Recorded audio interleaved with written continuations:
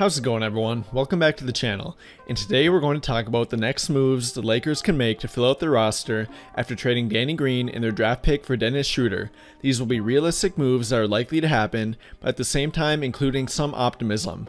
This is what I believe to be an ideal scenario for the team to fill out their roster with players that are good fits, to replace current members of the team who may be leaving, and most importantly, realistic options that they can actually afford.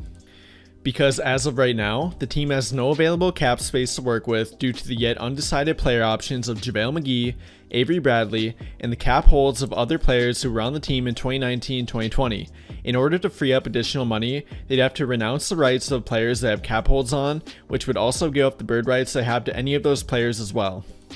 For example, if the team wanted to free up $10.5 million in cap space by renouncing their rights to Kentavious Caldwell, they would also be getting rid of the bird rights they own of his, and therefore being unable to go over the salary cap to bring him back. This is why working around the salary cap to bring in new players can be very tricky. The team also needs to focus on not spending over $139 million on their team to avoid the luxury tax apron. Exceeding that number would cause them to not be able to use their full mid-level exception, valued at a little under $10 million a year. If they go over the $139 million, their mid-level exception would instead only be worth a little over $6 million a year, and they also wouldn't be able to use the biannual exception, which could be another valuable asset for them to use. And after trading Danny Green for Dennis Schroder, they may be looking to use one of these contracts to find a replacement for him, because as of right now, they are very thin on depth at the wing. And with defense being a very important part of this team, bringing in a replacement for Danny Green who is a good defender will be a high priority. And like mentioned before, I will be trying to keep this scenario as realistic as possible, but I will be beginning with a little optimism. As the first move we'll begin with is the NBA allowing the Lakers to remove Luol Deng off their salary cap hit due to a career-ending injury. Because if you didn't know, they're still paying him $5 million per year up until next year, and it does affect their salary cap. And while $5 million isn't a very large amount of money, every little bit helps from trying to fill out a championship team and trying to stay under the luxury tax apron to avoid losing the full mid-level exception and biannual exception. We're also going to waive Quinn Cook and his non-guaranteed contract to free up an additional $2 million. I like Quinn, but he doesn't have a role on the team, so keeping him would kind of be wasting $2 million that we could use to stay under the tax apron. So with those two moves out of the way, we'll move on to the player options of Javale Mcgee and Avery Bradley.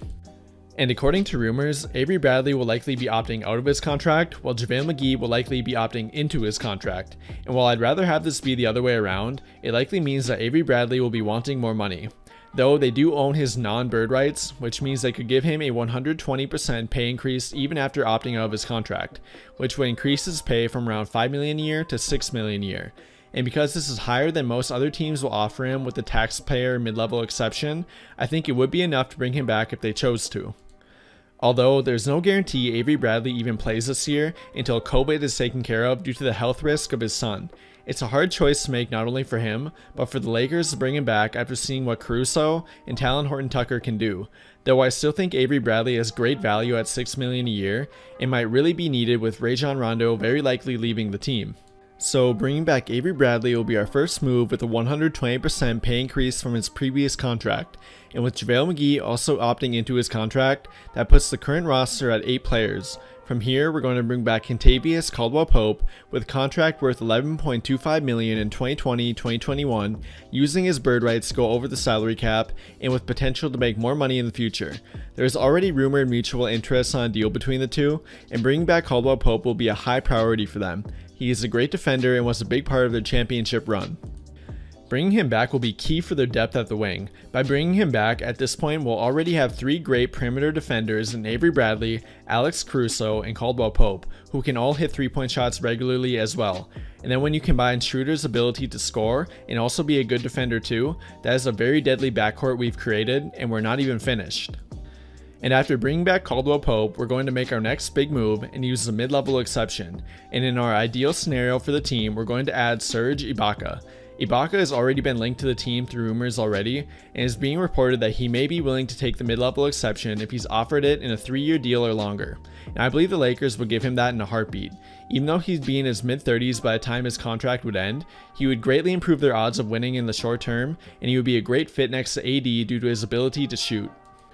And his ability to shoot threes would create a lineup for the Lakers that could have all 5 players being able to shoot from the 3-point line.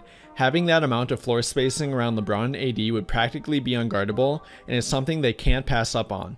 And along with that, it would be a great defensive lineup as well. Having Bradley and Caldwell Pope as your 2 perimeter defenders, paired with Ibaka and AD protecting the rim, would be incredible. But if Ibaka isn't willing to take the mid-level exception, our backup plan here would be splitting the mid-level into 2 by bringing in both Justin Holiday and Mo Harkless, giving Holiday about $5.5 million a year and Harkless about $4.2 million a year. This would be a great plan B if they're not able to add Ibaka, but we're going to move on with the idea that Ibaka does take the mid-level from them. And after using the mid-level on Ibaka, next we're going to use the biannual exception, and I'd love to use this on Justin Holiday, but I don't think it would be enough to bring him in. So instead, we're going to give this to Mo Harkless, which is closer to his projected value at around $4 to $5 million. He would be a great addition to provide even more defense to the team. Harkless can defend positions 1 through 4 and would be able to be used in nearly any lineup because of it. He isn't a great 3-point shooter, but he is still capable of hitting 3-point shots at around 35%. I think he would be a no-brainer to add if he could be brought in with the biannual exception. And after bringing in Mo, all we have left to work with are veteran minimum contracts or bringing back other players from the team with slight pay increases from their current contracts. And that is what we're going to do next with Markeith Morris. He was a key rotation piece for the team in the playoffs, and he gives them a lot of added versatility at power forward. We're going to use his non-bird rights to bring him back with a 120% pay increase, which would pay him about $2.8 million next year, but only $2.1 million of that would affect the salary cap due to it being from a veteran minimum deal, because the NBA reimburses teams when using veteran minimum contracts.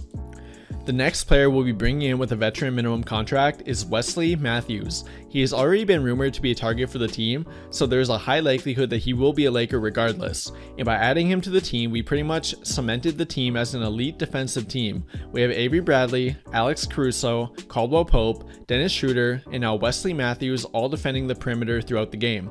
That will be a headache for any team to have to match up against regardless of who is on the floor for the team at point guard and shooting guard. The next player we'll be bringing in with a veteran minimum contract will be Jeff Green to fill out depth at both forward positions. Green showed how productive he can be on a playoff team yet while playing with the Rockets in the playoffs. He can shoot the ball from the 3-point line and is still very athletic for his age. Plus, he's a prior teammate of LeBron's, and you know they have a good relationship. Green hasn't made more than a minimum level contract in over 4 years now, so I doubt he'd ask for anything more than that.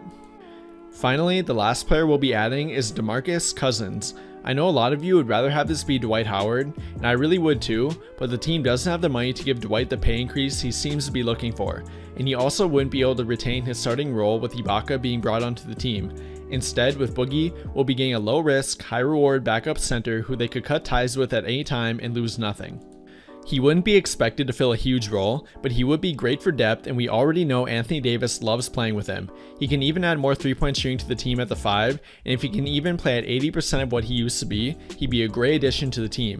But with adding Boogie, that will fill out the 15-man roster and complete the team. Unfortunately, it doesn't seem likely that Rondo will be returning, and I also have my doubts about Dwight Howard and Markeith Morris, but if they're at least able to keep at least one of them for a team-friendly contract like we did with Markeith Morris, I think the team would be very happy with that. But what do you guys think? Do you like the scenario I created to fill out the team going into free agency? What did you like the most, or what changes would you make that are actually realistic? Remember, they won't have much money to work with, so bringing in players using salary cap is not a possibility. But let me know what you think about it all by commenting down below and we can talk about it there. And a big thank you to everyone who took the time to watch until the end of the video and really listened throughout the video. These type of videos can be hard to follow due to the NBA salary cap being a bit complicated, but I truly appreciate you guys who take the time to try and understand how everything works and why I suggest the things that I do. But again, thank you all so much for watching, and if you enjoyed, please remember to drop a like and subscribe to the channel if you haven't already. And as always, thank you for watching.